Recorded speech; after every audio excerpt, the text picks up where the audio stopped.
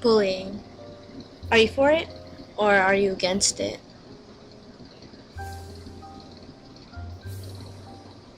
So there's this boy.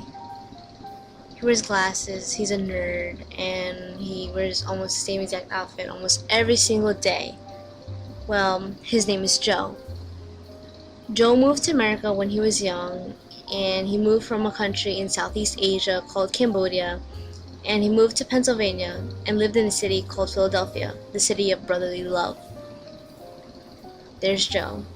He's 5'2", doesn't speak much English, and a lot of people in the school would make fun of him because of what he wore or because of his height, and that made Joe pretty sad.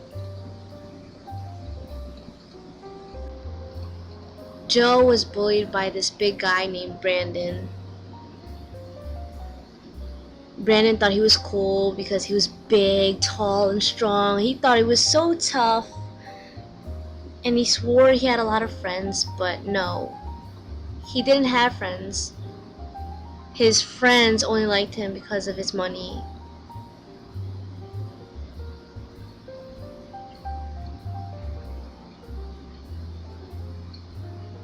There's Joe to the left. And to the right is Brandon. Brandon was really big. He was at least triple Joe's size.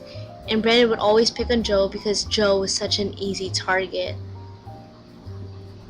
He would always make fun of him, saying he's ugly and that no one wants him there or to even get a life.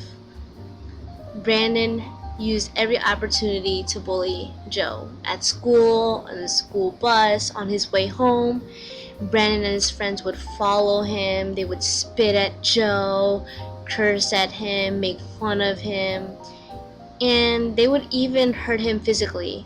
They would jump him anytime that he was alone.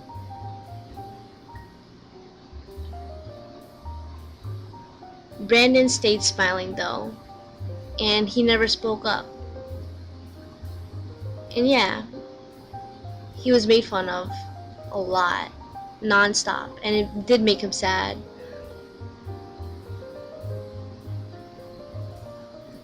See, there's Brandon right over there, not caring about what he says, and he constantly makes fun of Joe. He harasses him.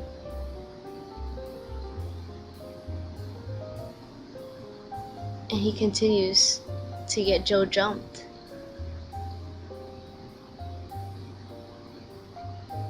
And they would make fun of him, calling him a loser and a loner.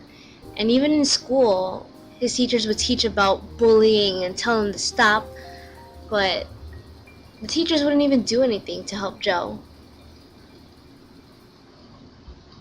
Joe loved school. He loved everything from math to reading to English, but a lot of people made fun of him, saying he was a loser for actually loving school and caring about his work.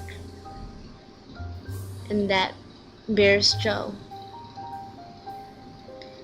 Joe came from a small family. He had his mom, his dad, and his little sister, but out of the most, he trusted his mom and felt most comfortable and told her almost everything, but he couldn't tell his mom about what had happened. Joe came from being a straight A student to failing almost all of his classes, and whenever his mom would tell him to eat, he refused to eat. All he would do was stay home and sleep.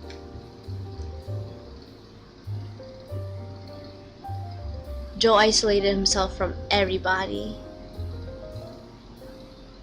And there's Joe. He had enough. He was done, and he didn't know what to do. He felt helpless, alone, unwanted, numb. Joe was a victim. What Joe should have done is he should have spoke up. He should have stood by himself and stood up for himself. He should have told his mom when he had his chance. He should have spoke up. But Joe didn't. He refused to speak up for himself and to stand up for himself. And that's why he remains a victim. And he will remain a victim until the day he stands up for himself. Don't be afraid to speak up for yourself or for others. If you don't speak up, who will? Speak up. Let your voice be heard.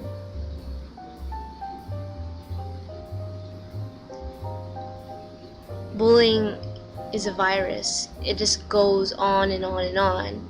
But it needs to stop.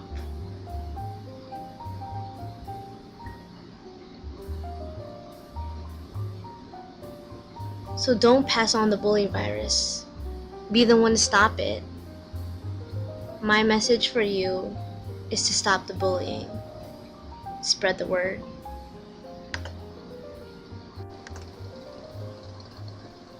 Bullying. Are you for it?